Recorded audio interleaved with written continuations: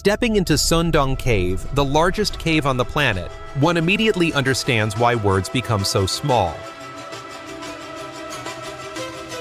A colossal space unfolds large enough to sustain a self-contained ecosystem with its own climate. Hundreds of meters underground clouds unexpectedly form, as if the sky were flipped upside down. Touching the cold air, one wonders how can clouds form in a place without sunlight? Going deeper, a prehistoric primary forest appears before my eyes, untouched by human footprints.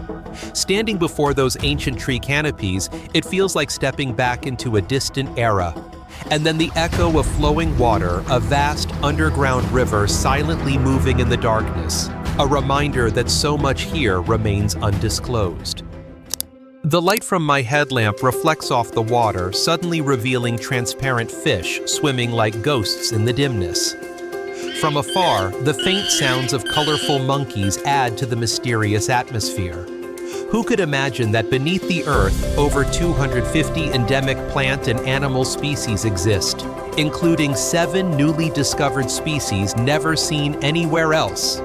The path stretches nearly 9 kilometers, opening into a massive space of 38.5 million cubic meters.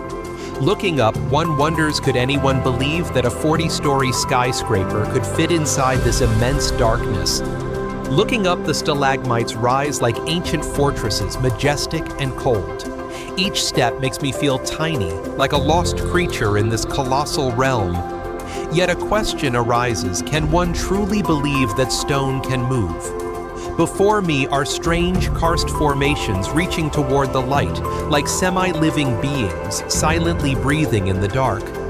When my light catches rare cave pearls, a shiver runs through me. Could it be that this place is not just stone and water, but a world whispering secrets to humans? For 3 million years, darkness has kept this secret. Only in 2009 did humans first set foot in this awe-inspiring space deep in Vietnam. The moment I stepped in, a question echoed in my mind: how many wonders remain hidden out there? Before me is the gateway to the largest cave on Earth, but no one can enter at will. Its fragility must be protected, and each expedition can only be conducted through the authorized unit. This makes the journey special, as if I am among the few granted the chance to witness 3 million years of history. 9 hours trudging through the forest, sweat soaking my shoulders, each step feeling endlessly long. And then, Hang En appears, the 3rd largest cave in the world, towering like a massive gate leading to secrets. Could anyone imagine that to reach Son Doong, one must first pass this imposing threshold? In that moment, a question arises: if not properly prepared, do I even have the strength to continue? A journey like this allows no mistakes. My steps lead to an underground beach, an incredible sight beneath the earth. For centuries, rivers silently eroded, leaving this vast emptiness. Looking up, the ceiling rises to 145 meters, with a span of over 200 meters, making the light from my headlamp appear like a speck in the dark universe. But what tightens my heart is the basket hanging on the wall, evidence that floodwaters once rose high enough to sweep everything away. Can one imagine that in just one rainy season, this beach could become a gigantic underground ocean engulfing all traces of humans? Before me opens a beautiful lake, its crystal clear surface reflecting dim light like a mysterious mirror underground.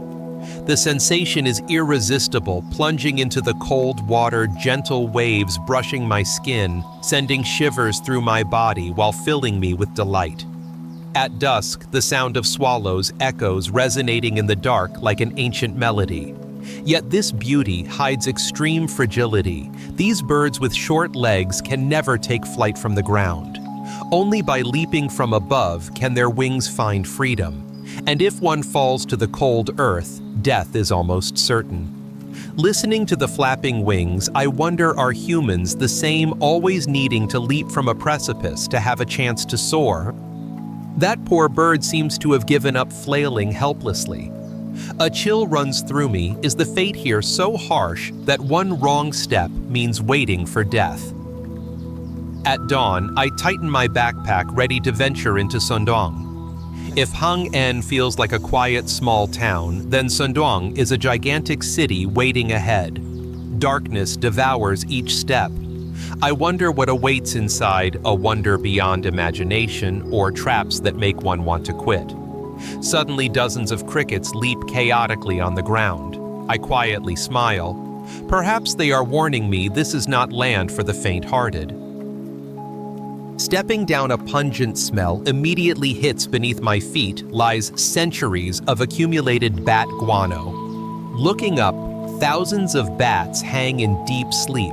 A few are awake, and believe me, you wouldn't want to look up for long here. My arms still bear the marks from a previous carelessness. Continuing Travertine rocks appear like winding steps.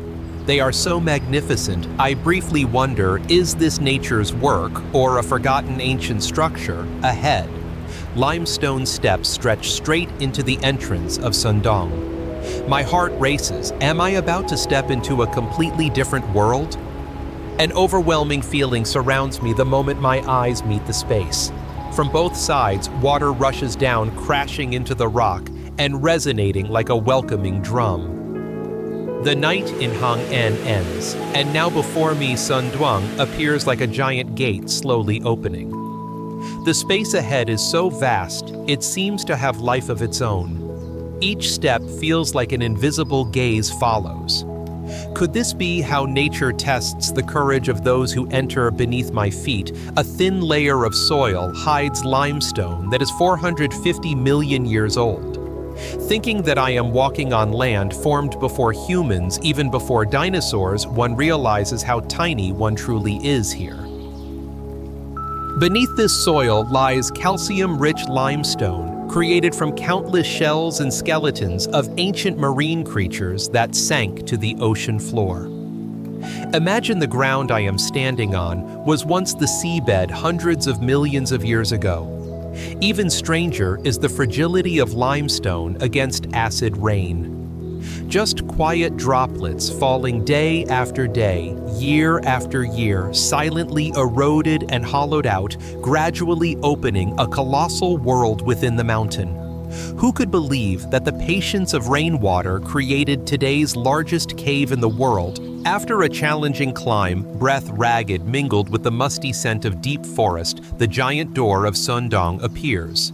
Before me, the majestic entrance opens like a parallel world, inviting yet challenging. Moving further, each headlamp flickers in the dense darkness. This path leads to what is called the Hall of Hope and Vision. The name alone quickens the heartbeat. The cave stretches 9 kilometers, seemingly endless. In that darkness, who can say there is no mystery? Perhaps right here, an entirely new species hides waiting to be recorded for the first time in human history. Before me, the entrance of Son Doong appears like a massive gate. People standing at the cave mouth are just tiny dots sending a shiver down my spine at the smallness of humankind. Only a few steps inside, cold and darkness surround me. Huge rocks emerge as if to remind me this is nature's realm, not humans. From the ceiling, mineral water drips silently eroding over millions of years to form shimmering rimstone pools. Who could believe that such tiny drops could create a masterpiece? And then the first resident greets me. Not some mysterious creature, but a small cricket slowly hopping across the path. A simple greeting, yet enough to feel that this place is truly alive. I continue weaving through massive rocks. Before me are pure white stalagmites glittering like thousands of diamonds forgotten underground. The light from my headlamp makes them glow so brilliantly that I exclaim, "Is this nature's treasure?" And there, a giant bronze stalagmite rises like a frozen waterfall in the silent space. The copper-brown shine suggests the presence of iron and countless other minerals within each layer. I lightly touch it, feeling the cold as if touching millions of years of history. Some giant stalagmites have fallen from the ceiling, lying silently on the damp ground. In the middle of the cave, I spot a fault, a bold trace of tectonic movements from millions of years ago. Could it be that those silent shocks opened the way for water to seep in, carve deeply, and create the colossal space I now stand in? I look up, imagining the moment that rock fell. Surely the sound must have echoed like thunder in the earth. In that instant, I realize I am standing within the tectonic history of the earth. A gigantic river roars through the cave. The current is so strong that if one were to fall in, no one could possibly swim to safety. Heavy rains from the mountains feed this subterranean river, which then cuts straight through the deep darkness beneath the earth. We stand hundreds of meters below the surface, where sunlight never reaches. Yet, how can life persist here? Perhaps it is the floods carrying soil tree trunks, even seeds from the outside world that plant fragile life in this darkness. The thunderous sound of water makes me wonder how many more mysteries lie hidden within this vast cave. Right before my eyes, a tiny seed has managed to sprout. Small, but enough to startle me. However, in this eternal darkness without sunlight, how long can it survive? Probably not long. Recent floods have carried spores into this place, which is why patches of white fungus grow on the damp rock walls. Moisture and darkness, a paradise for fungi, but a prison for green plants. Just yesterday, the water rose this high sweeping soil and mud across the path. I look around. Everything still looks fresh, as if I've stepped into an event that happened only hours ago. All traces of the event remain visible under the dim light of headlamps. The Hall of Hope and Vision appears vast enough to quicken the pulse. Is this truly the largest part of the cave, or merely the beginning of unseen mysteries? Standing beside a giant stalagmite, I look up, 80 meters, and feel dizzy. Hundreds of thousands of years about. 800,000 years of mineral droplets falling from the ceiling have built this majestic pillar. Humans are nothing before nature's endless rhythm. The giant stalagmite stretches in the vast ceiling taller than a 170 and wider than a 130 meters, making every step seem insignificant. It's hard to believe this place could house a 40-story building or even allow a 2-deck plane to pass through. Does nature want to challenge human imagination? Faraway light from the first Doline flashes guiding through the darkness, reminding me that more wonders await ahead. White patches like clouds spread across the ground. Is this the cave's magic? Looking closer, they are intricate spider webs. Spiders dash out the moment prey touches a thread bite, then return to the funnel like a survival dance. Around are strange sand towers. Under the drip of water, the base around pebbles is protected while the surrounding material is eroded away. How many more secrets does nature hide like this? Finally, the towers reveal themselves. Their delicacy is unbelievable. From a distance, aren't they like a miniature city inside the cave? Looking up, the lone figure on the rock summit seems so small. After another 3 kilos of crawling, we finally reach the campsite, a place to sleep within the cave and gaze upon the surrounding wonders. It's hard to believe one can lie here kilometers beneath the surface. Looking from where I stand, the first Doline faintly appears ahead. Glancing through it seems like an exit, but it turns out to be only one of 2 enormous sinkholes. It's hard to believe such a scale exists within the cave. As we move deeper, scenes ahead promise to be even more majestic than anything seen before. Remarkably, fog and clouds form right inside the cave. Can one sense the cold breath from outside flowing into the earth? Behind us, the area nicknamed "Watch Out for Dinosaurs" quickens the heart with thoughts of what lies ahead. Today we rest, but my mind keeps imagining the mysteries ahead. What will that region be like? The new day begins with the journey to the first Doline. Will what appears surpass all imagination? We step through narrow passages so tight we must squeeze through. The first Doline waits, and I can't help but wonder if it will be the most spectacular thing yet. Looking at these sticky threads, one can't help but ask, Are these really traps of cave worms? The bluish light from their tails flashes like mysterious lanterns luring reckless insects. When an insect falls into the trap, the larva instantly reels in the thread with its mouth in action so fast it makes the heart race. Standing before these rock patches, I wonder, in over 400 million years, how many creatures have passed and left traces here. Some marine creatures became part of limestone structures, while others fossilized, remaining as vivid evidence of this enormous geological history. Only a few steps remain to the place that will reveal the mysteries of this giant fossil. Watching mineral droplets fall from the ceiling, taking up to 20 seconds to hit the ground. Has anyone witnessed time flowing so slowly? This wall is about 140 millimeters high. It's hard to believe the eye can take in its enormous height. Looking up, seeing the rainforest canopy around the Doline's rim, how can one imagine that all lies above while below is the cave's deep darkness? Can you imagine that hundreds of thousands of years ago, a river silently flowed, eroding limestone and weakening the roof? The roof collapsed, creating the huge Doline before us, making the surroundings overwhelm the heart.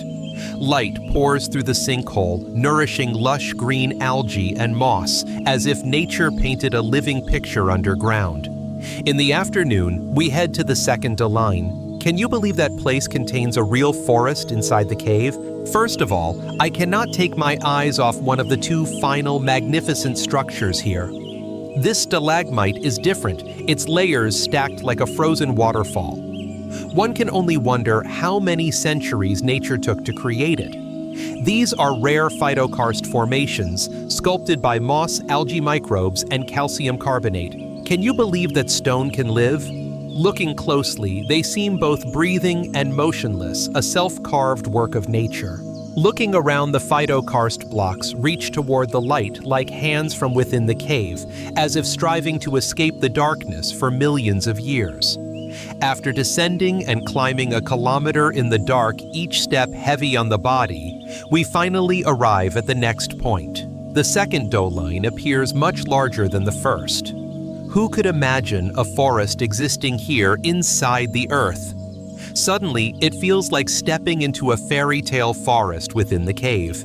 Dense trees, the drip of water, the damp smell and soil clinging to leaves all make the heart pound. Looking up, the cave roof has collapsed right overhead at the intersection of two major faults.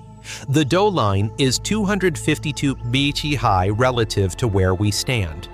It's hard to fathom that height. Sunlight pours in through the collapsed roof, illuminating tree crowns and creating a wondrous ecosystem within the cave. Despite harsh conditions, plants and animals have adapted, turning this place into a mysterious underground rainforest, as if stepping into a completely different world. Stepping closer to the light, trees seem to grow taller and block the view. Feeling the fertile soil underfoot, I immediately understand why this place is so green. It's been built up from bat guano accumulated over millions of years. Looking closely at the tiny holes in the ground, insects silently set traps waiting for prey to stumble in.